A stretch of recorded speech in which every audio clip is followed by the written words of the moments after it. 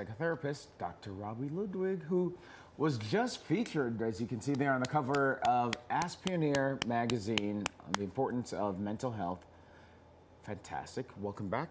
Topic personal to me as well. Thank you. Thank you, cover girl. Thank you. Yeah, looking fabulous.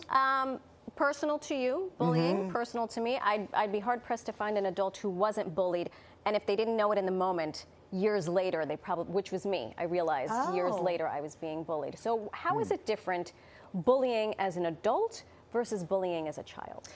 It's such a good question because with children, it's more obvious. So kids, there's kind of groupthink and they'll scream out a name, or it could be more physical. Fortunately, in adulthood, it's not physical and it tends to be more manipulative. And we do have a little bit more power as adults because we can choose not to hang out with bullies. For younger kids, that's a little bit harder to do. Right.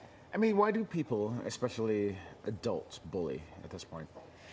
You know, it's a good question, and there's multiple answers for that. In some cases, they have a character disorder like narcissism or borderline personality disorder, where they feel good exhibiting power over somebody else, or there's this inner sadism that makes them feel good when somebody else is weak or small. So it can help people to feel more in control and better about themselves. And yeah, I think in some cases that's the way they were treated, and so it's a mode, it gets normalized.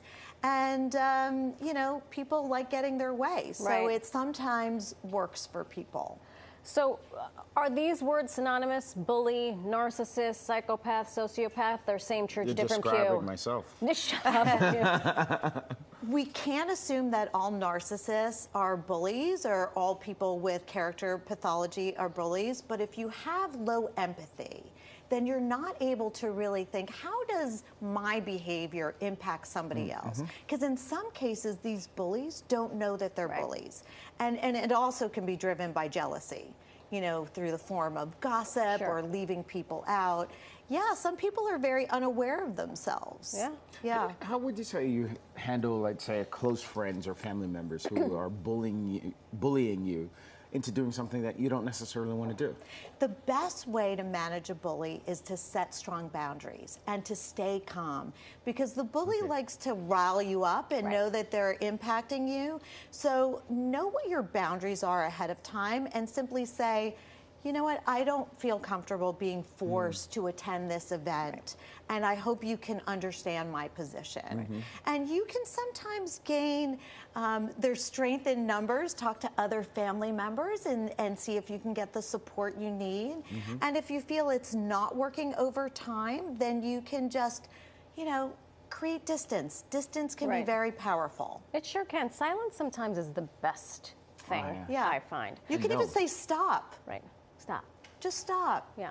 It's not working for me. I did that recently. And? Did it work? No, and then she called my phone a number of times, and, you know. Well, then that's not a friend. Yeah, you need to put that on ice. It was a credit collector, but that's a whole nother. What do we? Well, that's different. That's another. That's their job. That is their job. What do folks do about bullies at work?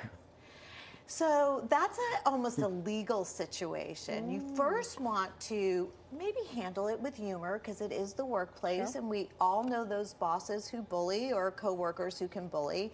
So try to point it out and again say, I'm really not appreciating this approach.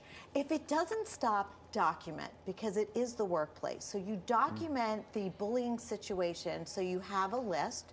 You can go to human resources, you can go to a union, you can go to other people that you work with to try to get the help that you need. But it's a combination of outside support, like through a therapist where you learn how to handle a difficult situation, or there are usually resources in the workplace that can be tremendously helpful. I like that.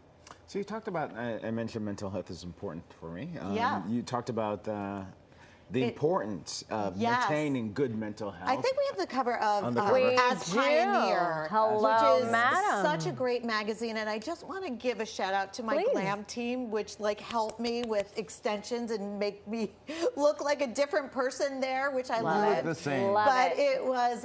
You woke up like that. That's Yeah, right. I wish. It was Vital Ajiblo, and he was my photographer, and also Omega Bullock also helped me with the makeup. But what we focused on there was the importance of dealing with mental health, Yeah. and that I wanted to take away the shame because we all need other people. And the best way to live a great life is looking at your own patterns, finding your own agency, and therapy really does work. So I know it's not an option for everyone, but talking to somebody who you feel is wise and respects your confidentiality is huge. It's a game changer. It is indeed.